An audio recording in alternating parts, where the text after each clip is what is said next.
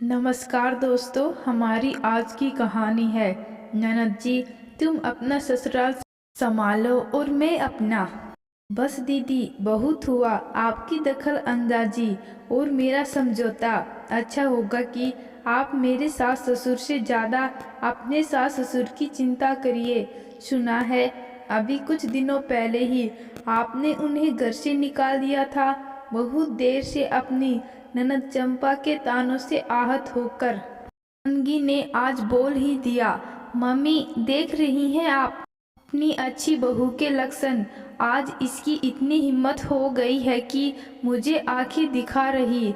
आने दो आज गौतम को, उसे सब बताऊंगी। उसे भी पता होना चाहिए कि उसकी अच्छी पत्नी उसके पीठ पीछे किस तरह बदतमीजी से उसकी बहन और मम्मी पापा से बात करती है। शिवानगी की बातों से चंपा तिलमिला गई। शौक से दीदी, आराम से नमक मिर्च और मसाले के साथ बताइएगा। अगर कम पड़ जाए तो मुझे बता दीजिएगा, प्लेट में भरकर दे दूंगी, उसे भी इस्तेमाल कर लीजिएगा। शिवानगी ने बिना डरे कहा तो चंपा गुस्से से पैर पटकते हुए कमरे में चली गई और पीछे रह गए अवाक। इस स्थिति में उसके सास ससुर मनोज जी चुपचाप वहां से बाहर की ओर खिसक लिए। लेकिन सास नंदा जी वो बेटी का अपमान कैसे सह सकती थी, इसलिए आगे का मोर्चा उन्होंने ही संभाल लिया। सिवान की बहू, अपनी हद में रहो, जुबान इतनी भी लंबी मत करो कि बाद में पछताना पड़े। हम तो हर जगह तुम्हारी तारीफ करते नहीं थकते कि हमारी बहू बहुत अच्छी है, कभी पलटकर जवाब भी नहीं देती। रिश्तों का मान सम्मान करना उसे बेखूबी आता है। आज क्या हुआ, दतूरा खा लिया हो क्या? बैकी बैकी बातें कर रही हो। अच्छी बहू इसलिए बहू का तमगा बहुत ही खूबसूरती और चालाकी से आप लोगों ने मेरे गले में बांध दिया और मैं बेवकूफ समझ ही नहीं पाई इसके पीछे छिपे अपने गंदे मसूबे। मम्मी जी, मैं अब सब जान गई हूँ। शिवानगी की आंखों में गुस्सा था। क्या क्या क्या जान गई हो? अब नंदा जी के चेहरे का रंग बदलने लगा। मुझे बताइए कि आज तक आप मुझे दीदी के ससुराल के किसी भी फंक्शन में क्यों नहीं लेकर गई? शिवानगी ने सवाल किया।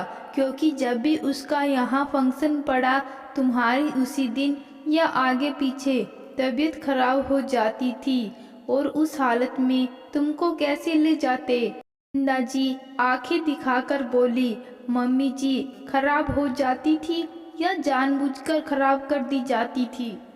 फिर मुझसे सहानुभूति दिखाकर घर पर रहने को कहा जाता था, लेकिन दीदी के ससुराल में आप अपनी इसी अच्छी बहू का मजाक बनाती हैं। उन लोगों को यह कहा जाता कि आपके साथ धोखा हुआ है, आपको बीमार बहू मिली है जो आए दिन बिस्तर पर ही रहती है। कहाँ आपने सोचा था कि बहू के आने के बाद आप आराम करेंगी? उल्टा आपको अपनी बहू की सेवा करनी पड़ रही है और घर का सारा काम भी आप करती हैं। क्यों मम्मी जी, यही सब आपने अपनी इस अच्छी बहू के बारे में कहा है ना? शिवानगी के खुलासे से नंदा जी बकवास कर रही हो। मैं यह सब क्यों बोलूंगी? तुमको किसने बताया यह सब? नंदा जी गुस्से से बोली। मम्मी जी, किसने बताया? क्या करेंगी जानकर? लेकिन यह सब जानने के बाद मुझे बहुत दुख हुआ।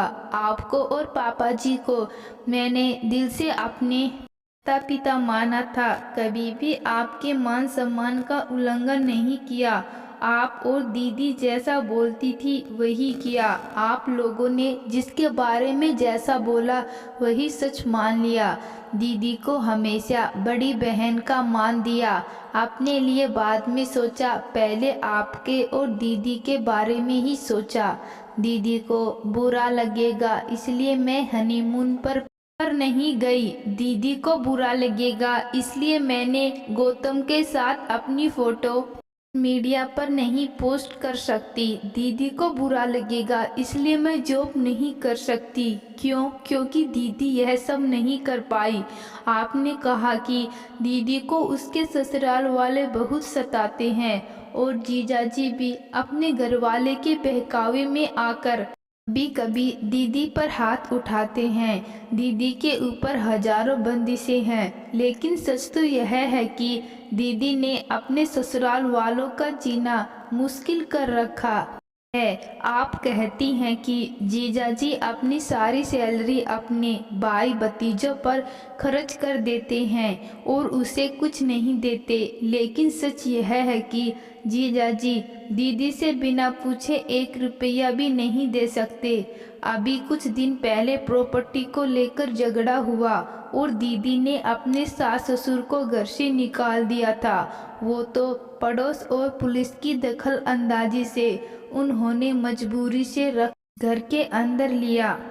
आपको डर था कि कहीं मुझे यह सब पता चला तो मैं भी कहीं आपके साथ ऐसा ही ना करूं, इसलिए मुझे हमेशा अच्छी बहू के तौर तरीके बताए जाते और साथ ही यह भी कि दीदी बहुत ही अच्छी बहू है। मम्मी जी माफ़ कीजिएगा, अगर आपकी नज़र में अच्छी बहू का मतलब दीदी जैसा होना है तो मुझे अच्छी बहू नहीं बनना। मेरे लिए यही काफ़ी होगा अगर आप मुझे सिर्फ बहू ही मान ले।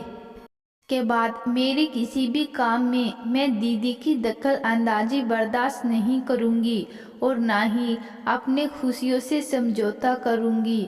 शिवानगी ने अपना फैसला सुना दिया और कमरे में जाने लगी, लेकिन कुछ सोचकर पलटी। मम्मी जी, अगर आप सोच रही हैं कि गौतम को मेरे खिलाफ भड़काकर आप और दीदी अपने इरादों में सफल हो जाएंगे तो भूल जाइए, क्योंकि गौतम भी आप लोगों की साजिशों से वाकिफ हैं। और हाँ, फिक्र मत करिएगा, हम लोग ना आपको घर से निकालेंगे और ना आपको छोड़कर कहीं जाएंगे, क्योंकि मैं आपकी सबसे अच्छी बहू हूँ ना। मम्मी जी, शिवानगी की बात सुनकर नंदा जी चुप हो गई और सोचने लगी कि उन्होंने बेटी के बहकावे में जो किया वो क्या सही था।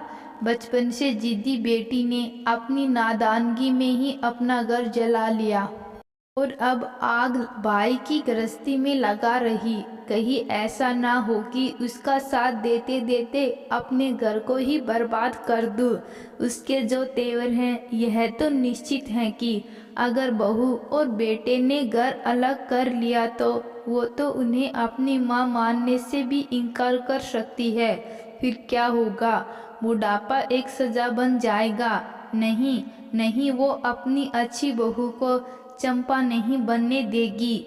वो तुरंत चंपा के पास गई और उसे ससुराल वापस जाने को कहा और साथ ही सख्त हिदायत दी कि जब तक शिवानगी बहू उसे ना बुलाए तो मायके में कदम भी नहीं रखेगी। शिवानगी अपने कमरे में जाकर सोचने लगी कि अगर आज वो सहेली मीरा के घर नहीं गई होती तो उसे सच का पता कभी नहीं चलता। मीरा की सास और चंपा की सगी बहनें निकली।